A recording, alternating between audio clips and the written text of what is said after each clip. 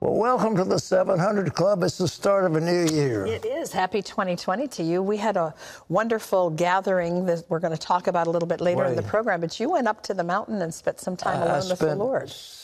A week, almost a week, just asking the Lord for what was going to happen if he would speak to me. And the Bible says you will search for me and find me if you search with all my heart. And I was praying night and day to try to get a word. What did the Lord speak to you? All right. Well, first of all, I want to go, before I say anything, to make it clear, I'm not endorsing any candidate. I'm not encouraging anybody to vote for anybody, and I'm not encouraging anybody to vote against anybody. I'm just going to tell you what I think God spoke to me. All right, what's going to happen in 2020? I think President Trump is going to be reelected handily. I think he will win the election without any question. Then what's going to happen, and what I believe the Lord showed me, is that he's going to be severely tried. And there are at least 5 hostile powers that will be making provocations against the United States. You can start with China. They have all kinds of military. What they're going to do in the South China Sea, they're going to try to extend what's called hegemony over that whole area. The next thing, of course, is going to be Russia. They claim they've got a missile that'll run about 8 times the speed of sound. They've got underwater missiles. They've got a huge arsenal of thermonuclear weapons they can use against us. I think Iran wants to hurt us badly, and we'll talk about that some more on this program. I think Turkey's going to come against us, and I think North Korea is going to come against us. And the president is, yes, he will be reelected, but he will be sorely tried. And during that period of time, there may be some chaos in our administration, people not quite sure what to do. Are we going to war? I don't know if we are or not, but I do know we're going to be right at the edge of it, because these people are going to be soliciting military action, and the only way to stop them will be that kind of thing. Now, that's what we're going to be facing this coming year, and it's not going to be pleasant. But at the same time, I believe in terms of CBN and Regent University, there's going to be a little torrent of money coming in. I mean, a flood of resources for this ministry. And so I'm very pleased about that. But I do believe we'll be talking later on about prayer. But what's happening, actually, this is what the Lord showed me, and within hours of that prayer meeting. It's unbelievable, really. I turned on the news last night after having been at the prayer meeting yesterday and went, wow, okay, let the games begin. Well, you know? It's already starting, exactly what I said. Of course, the election isn't over, but nevertheless, the foreign powers are acting like it, and the president is going to be sorely tried by these foreign powers. And will they bring us to the edge of war? Absolutely. And do they have nuclear weapons? Well, certainly we know that Iran's trying to get one. They don't have one yet. The North Koreans claim to have something. We know the Russians have something, and I imagine the Chinese do. But we're going to also see the Turks. Erdogan is not backing down. He's going to try to move into the Mediterranean and establish a Turkish hegemony. He wants to rebuild the caliphate. So all this is going to be facing the President of the United States. And does he need our prayers? You better believe it. Now let's go from predictions to what actually is happening in the world. Shortly after I came back and started talking about that, President Trump has ordered U.S. soldiers to Iraq after a violent attack on the embassy in Baghdad. What could happen next? The president has made it clear he doesn't want to go to war. I don't think he does. Although the assault was in Iraq, the real conflict is between the U.S. and Iran. Chris Mitchell brings us the latest. Despite holding Iran accountable for the violent protests at the U.S. Embassy in Baghdad, President Trump has made it clear he doesn't want to go to war. I don't think that would be a good idea for Iran. It wouldn't last very long. Do I want to? No. I want to have peace. I like peace. And Iran should want peace more than anybody. Iran denies it's behind the trouble. Protests erupted at the embassy after the U.S. carried out military strikes Sunday on 5 targets of a militia in Iraq and Syria backed by Iran. The U.S. blamed the militia for launching a rocket attack that killed an American contractor on a military compound in Iraq 2 days earlier. It was just the latest in a series of strikes by this militia. So this group has carried out, according to the U.S., around 10, 11 rocket attacks in the last 6 months. But this time, the U.S. struck back. And author and Middle East expert Seth Frantzman said the American response was a game changer. It definitely is the first time, as far as I recall, that the Americans actually responded against these militias, despite the fact that hundreds of American soldiers have been killed and wounded by these groups over the years. In the past, the United States was worried about tangling with Iran. And I think finally they are willing to respond to this kind of harassment. Israel condemned the violence at the U.S. Embassy, one of America's largest and most heavily guarded diplomatic missions in the world. Israeli Prime Minister Benjamin Netanyahu commended the U.S. on its actions against Iran and its proxies in the region.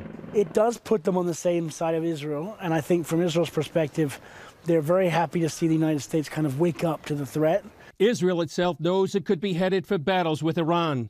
Israel Defense Forces Chief of Staff Lieutenant General Avi Kochavi said last week Israel is preparing for what he called a limited confrontation with Iran. Israel wants to remove Iran from Syria and to not have them trafficking weapons in Iraq. The United States, of course, just doesn't want its soldiers being attacked. So Israel and America, of course, they're allies and have the same view, but they have slightly different long-term agendas. The violence in Iraq comes as Iran and its allies have faced unprecedented mass protests in recent months, as President Trump's heavy sanctions have damaged Iran's economy. Iran has been trying to push the Americans ever since the U.S. left the Iran deal, but also, since the 1980s with the hostage crisis. Iran wants America out of the Middle East. It calls the United States the Great Satan. It says it's resisting. It would like to destroy Israel and the United States eventually in the long term. The U.S. maintains around 5,000 troops in Iraq at the invitation of the Iraqi government in order to fight ISIS.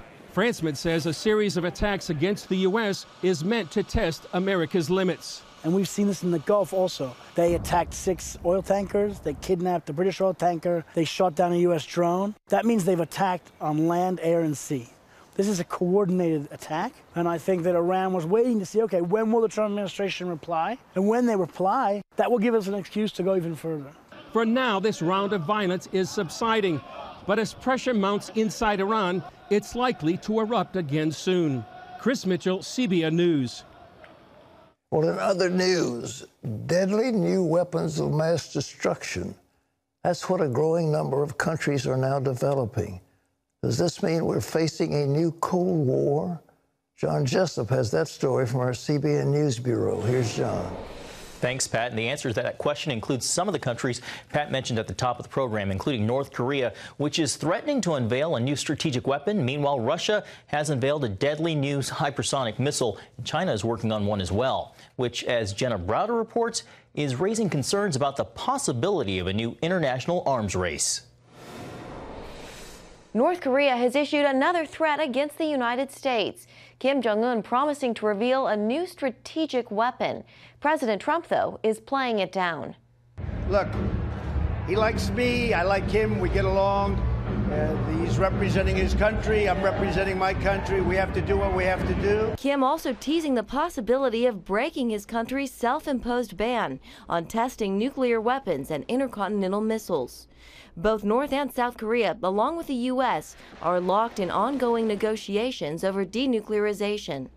South Korea's unification minister saying if the North unveils a new weapon, South Korea will abandon talks for peace on the Korean peninsula. Secretary of State Mike Pompeo says he hopes it doesn't come to that.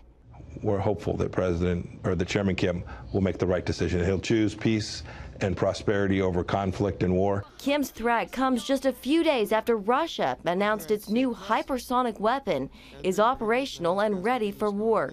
It can travel 27 times the speed of sound.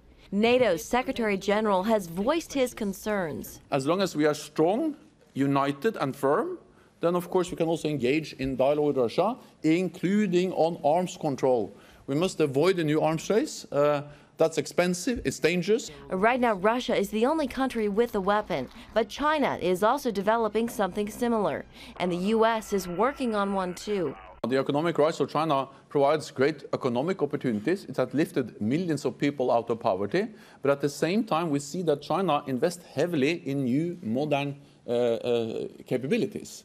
A few weeks ago, they deployed a new intercontinental ballistic missile able to reach Europe and North America. It all points to growing concerns of a new international arms race and the very real possibility that a military conflict could be devastating. In Washington, Jenna Browner, CBN News. Thanks, Jenna. Pat, this leaves the president's foreign policy plate quite full. Well, there's no question. As I said, these nations are going to test him. He will be elected. He'll be our next president. I mean, a continuation of being president. I don't think in terms of fundraising and so forth, there's nobody even close. But the thing is, what is the foreign policy establishment of America? How is it going to handle a front that's coming against us in such major force? Iran, Turkey, China, North Korea, Russia, all out there, hammering away at the same time, looking for advantage. If there was ever a time you needed to pray for our president, pray for our nation, now is it. Well, there's something else happening that our closest ally is just having turmoil right now, and John has more about that. That's right, Pat. In Israel, Prime Minister Benjamin Netanyahu is asking lawmakers for immunity from corruption charges he faces. He's hoping to win a majority coalition that would shield him from prosecution, a move that likely would delay any trial until after the national election in March. In a televised speech, Netanyahu said the immunity would be temporary and again described himself as the victim of an unfair conspiracy. It's my intention to stand before the court to shatter all the fabricated accusations against me. Dear citizens of Israel, the immunity law is meant to protect elected officials from tailored lawsuits, from serving political cases, whose aim is to harm the will of the people. His political opponent, Benny Gantz, blasted Netanyahu, saying he never thought he'd see a prime minister avoiding the law and the justice system. Well, back here at home, presidential candidate Bernie Sanders is leading the Democratic field in fundraising, pulling in more than $34.5 million in the final quarter of 2019. That is the largest amount raised by any Democrat so far in the race. Pete Buttigieg also had a strong quarter, raising nearly $25 million. Buttigieg now has a campaign staff of 500 people nationwide. But former Vice President Joe Biden remains the Democratic frontrunner. Biden has 28% in the Real Clear Politics average of national polls, well ahead of Sanders at 19%, Elizabeth Warren at 15%, Buttigieg at 8%, and former New York City Mayor Michael Bloomberg at just under 5%. Well, Wall Street is hoping for another strong year ahead after stocks in 2019 had their best return in 6 years. The technology-heavy NASDAQ index led the way with a 35% gain, while the S&P 500 was up 29%, and the Dow Jones Industrial gained 22%. U.S. stocks added $5.9 trillion in value last year, while overall world stock markets gained $17 trillion. The market's gains could be good news for President Trump in his re-election campaign, as stocks were up more than twice as much as they normally were during a president's first 3 years, Pat, in office. Well, I am fully invested myself, and my stocks have done extremely well, and I'm very pleased. The stock market has been incredible, and so people are, they're not going to vote against prosperity. That's the whole deal. As long as the economy stays strong. Now, some of our experts here at CBN are feeling that within a year or two, we might be looking at a serious recession and a pullback in stock prices. But right now, and going into the 2020 election, the economy is moving. People have got a lot of money in their 401s and the IRAs and all where they put their money. And people are very prosperous. And, it's a nice feeling when you look at your stock portfolio and something's up 20, 30, 40, 50%, and that makes you feel good. Well, economically, things are going well. So far, so good, But like the guy that jumped off the building at the 42nd floor, he said, how's it doing? Well, so far, so good. Well, who knows what's going to happen after that? But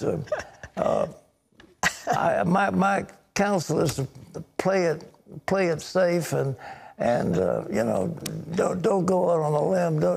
Don't mortgage the farm. Don't mortgage the house. I mean, you know, just take it easy, and you know, have some security but the only security, the Bible says, neither their gold or their silver can prevail the day of God's wrath.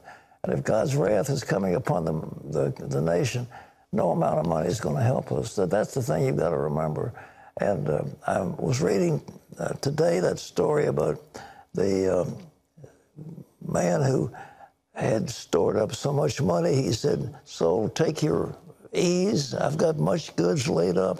Yes. And the Lord said, "This night your soul might be required." Required of you. So anyhow, I'm walking that way. All right.